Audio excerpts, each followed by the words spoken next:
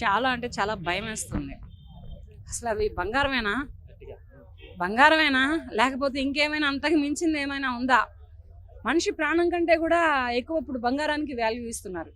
ఇప్పుడు వాళ్ళు చైన్ స్నాక్సింగ్ గానీ, ఏదైనా గానీ చాలా దారుణంగా జరుగుతున్నాయి. ప్రాణం తీసి బంగారం దోచుకెళ్ళడానికి కూడా వెనకాడినటువంటి దొంగలున్నారు.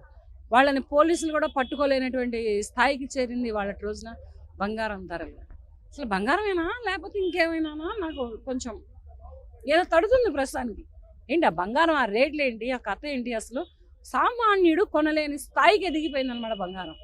ఇప్పుడు సామాన్యుడు పెళ్లి చేసుకోవాలి అంటే ఒక కూతురిని ఒక అయ్య చేతిలో పెట్టాలి అంటే ఒక ఒక ఒక గ్రాములోనైనా కానీ, ఒక గ్రాములో అయితే మంగళసూత్రం అయితే రాదు. ఒక గ్రాములో రాదు. మ్యాక్సిమం ఒక 4 గ్రాములన్నా కావాలి.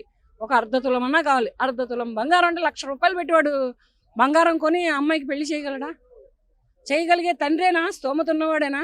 ఎక్కడో ఇక ఏంటంటే బ్లాక్ మనీ ఉన్నవాళ్ళు, లేకపోతే ఇంకా ఎవరో కోటేశ్వరులు తప్పితే బంగారం కొనుక్కునే స్థాయి చిన్న చితగా పేద పెక్కి ఈ మిడిల్ క్లాస్ వాళ్ళు కొనుక్కునే స్థాయిలో అయితే బంగారం అయితే లేదు.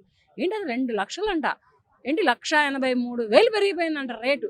అంత రేటు పెరిగిపోతే బంగారము అసలు సామాన్యుడు అనేవాడు ఒక ముక్కు పుడకైనా పెట్టుకోగలరా? అయితే ఇదంతా మార్కెట్